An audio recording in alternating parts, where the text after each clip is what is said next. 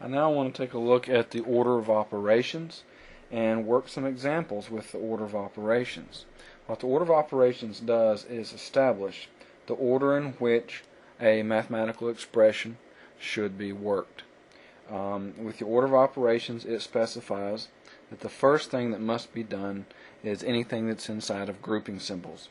Grouping symbols include parentheses, your brackets.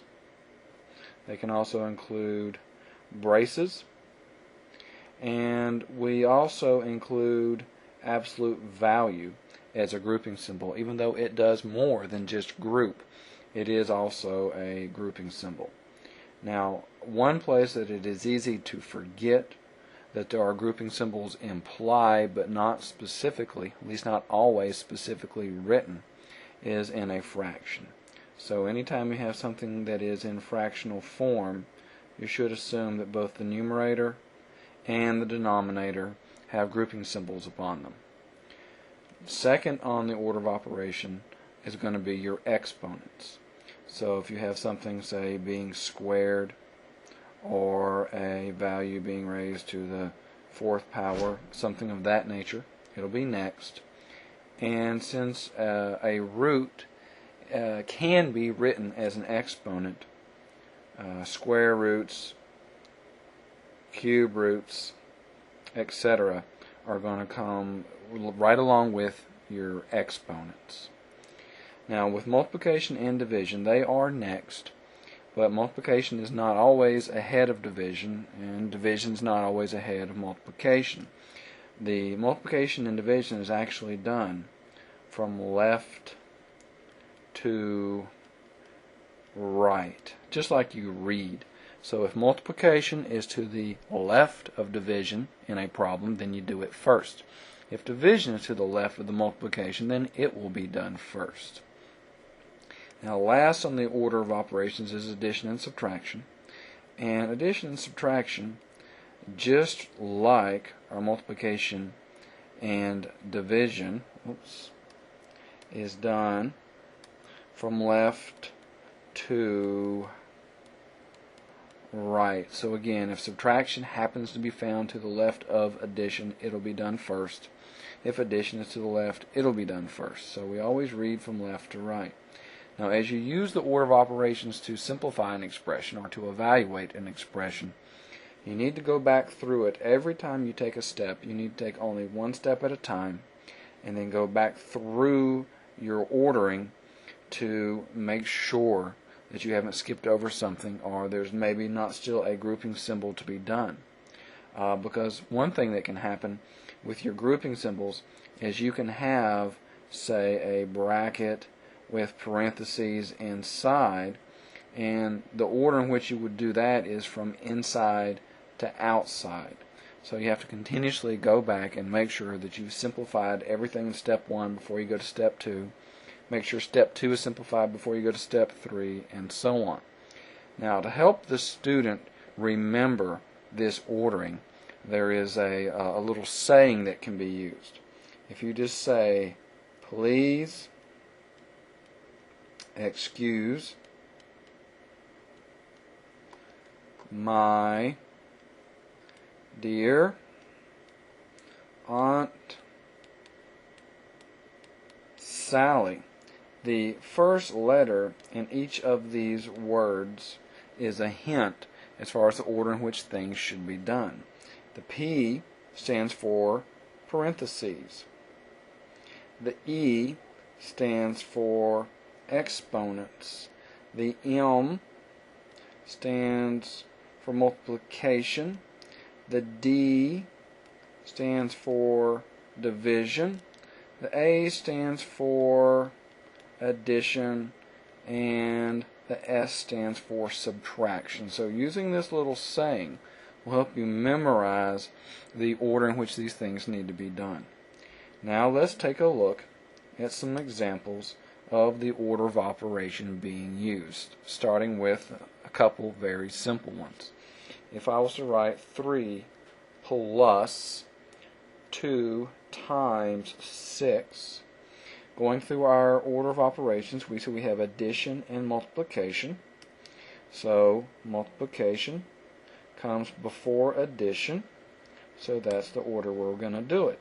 So this, taking one step only, would become 3 plus a 12. We've done the multiplication first. Doing the addition now, our result would be 15, and we can check this on the calculator. The calculator has the order of operations plugged in. It will obey the order of operations every time.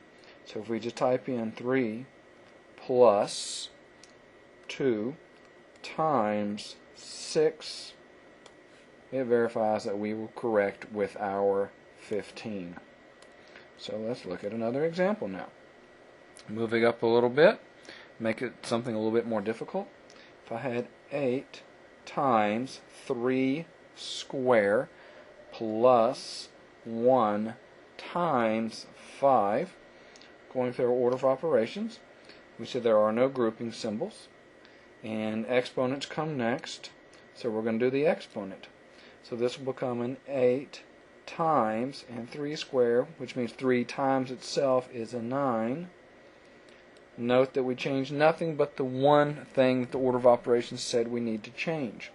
Now we have multiplication as well as addition, and you notice that the multiplication comes before the addition. So we will do that. 8 times 9 is a 72, plus 1 times 5 is 5, and when we do the addition, which is the only thing left, we get a 77. Again, we can check ourselves on the calculator. I can go 8 times 3 square plus a 1 times 5, and it verifies that the answer is the 77 that we thought it was. Okay, back to our examples. Again, moving it up a little bit and introducing some grouping symbols.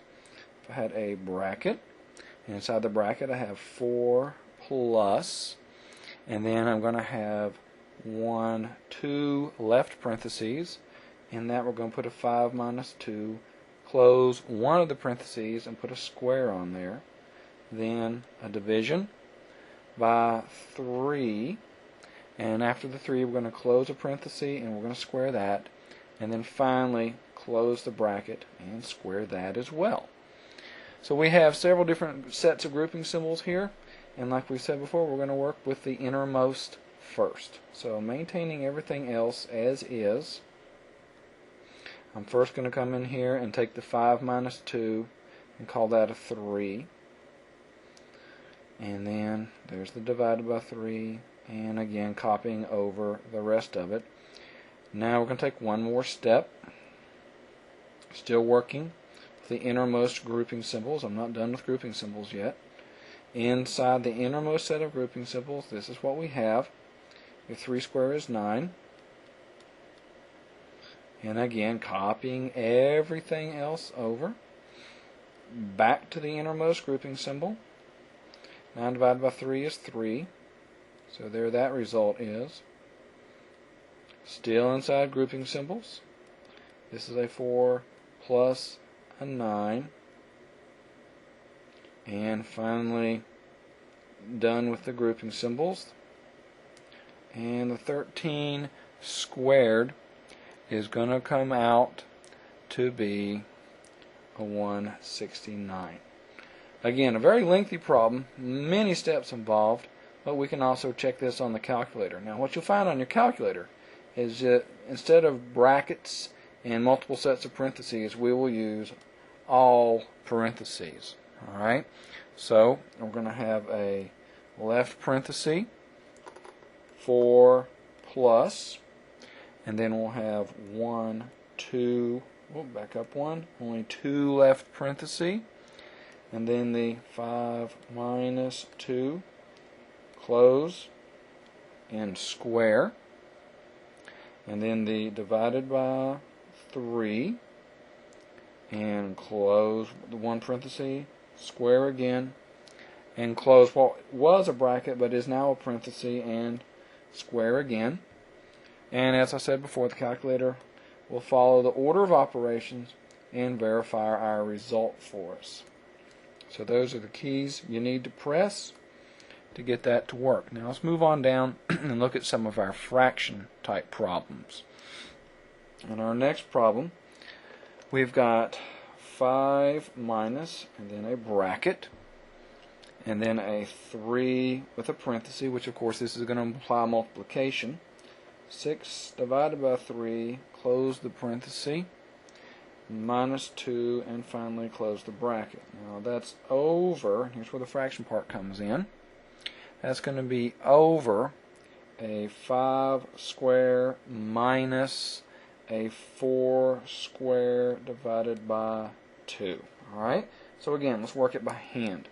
Working with the innermost set of parentheses first, I'm going to have 5 minus, then the bracket, 3, and in here, 6 divided by 3 is 2. There's the minus 2, and close the bracket. Now on the bottom, again, since we've said that there are implied parentheses here, on the bottom I'm going to go ahead and do the exponents. 5 squared is a 25, minus 4 squared is a 16, and there's the divided by 2. Alright, let's go on and take the next step. On top, 5 minus, in the grouping symbol, I've got 3 times 2, which is a 6, and there's the minus 2. On the bottom, what's going to come first? Subtraction or division? Well, let's see. Reviewing our order of operations, division comes a step before subtraction, so that's what I will do. I'll have a 25 minus 16 divided by 2 is 8. Alright, again inside parentheses. 5 minus 6 minus 2 is 4. And on the bottom, 25 minus 8 is a 17. So we end up with a 1/17. Now in this particular problem, because of all the grouping symbols that were involved, when you go to the calculator, I would suggest you take smaller steps than before. I would suggest taking a 5 minus, then open your parentheses, the 3, then the next open parenthesis, the 6 divided by 3, close that parenthesis, and then we're going to have the minus 2, and closing the last parenthesis. What this will give us is our numerator, which was a 1. Now doing the denominator separately, I've got the 5 square minus the 4 square, and then the divided by 2, and that will give us our 17. So we've separately looked at the numerator and the denominator, and that's where our 1/17 came from. Alright, so there's your introduction to the order of operations. You basically have to memorize it. You have to be able to work it by hand, and it's really important that you can do the same thing on the calculator and get the same results that you got by hand.